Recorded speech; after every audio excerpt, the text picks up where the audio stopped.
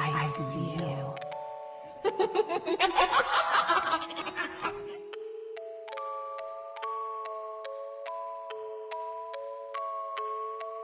Let's have some fun.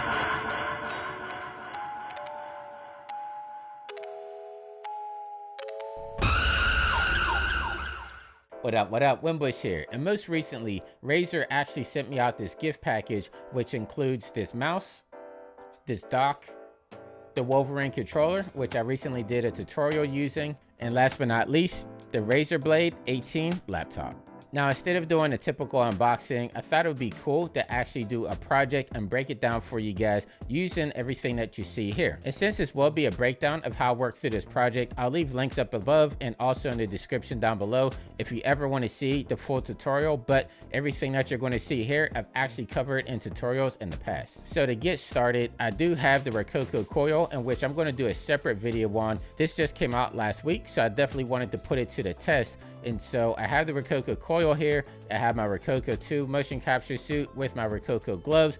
I knew that I wanted to do something Five Nights at Freddy inspired. It's a game my daughter and I play every time it comes out, starting with Five Nights at Freddy 1 all the way up to Security Breach. And I actually did an animation a couple of years ago when Security Breach came out. We did some motion capture there, so I thought it'd be fun to revisit it. So I started off doing the motion capture. I did a few takes. Like the first one, I'm just walking forward. I looked at the camera, wave, and then attack the camera. But I thought it might be a little bit more creepy if I'm actually backing up and then look at the camera very slowly, pick up my hand to wave it to take full advantage of the finger motion capture that the Rococo coil is good for, and then jump into the camera. So once I was happy with my motion capture, the next thing was to get an actual model to apply this to. So I usually go to Sketchfab because they have a ton of different humanoid characters on there, and you can find there's a lot of models on there that have been actually pulled from video games, but then there's also a lot of artists on there that actually go through and make up some fan art, in which I'm using this animatronic version of Vanny right here,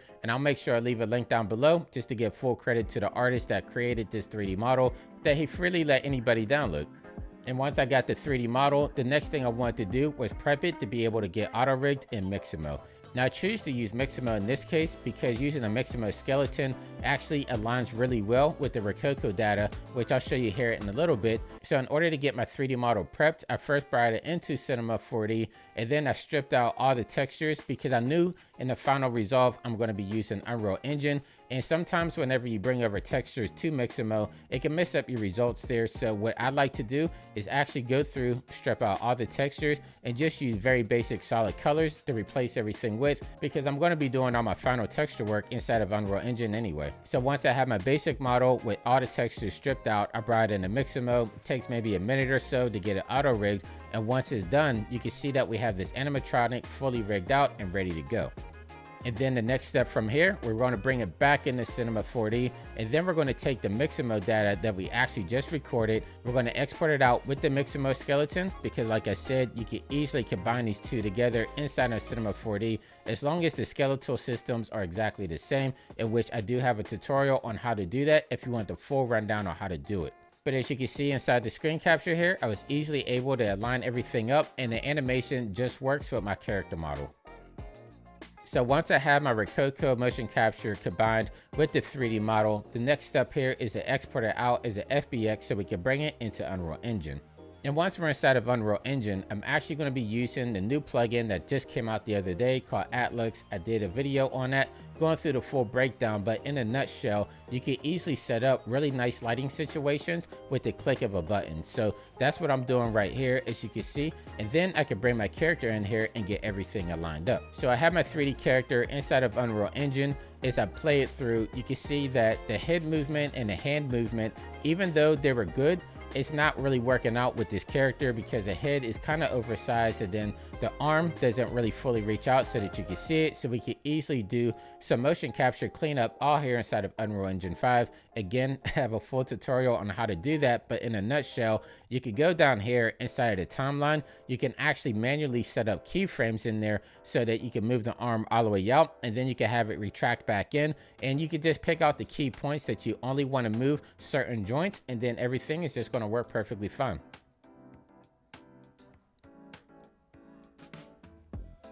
So once I was happy with how everything was looking inside of Unreal Engine, the next step from there, just render it out. In which way at looks, you can easily render out any situation that you want there. You can use Lumen, Path Tracer. It has a whole bunch of different ratios set up there on the side there as well. But I'm just going to render this out at 4K. I'm going to do it at medium quality because I don't need that many sample rates. And then this is the final result that we got.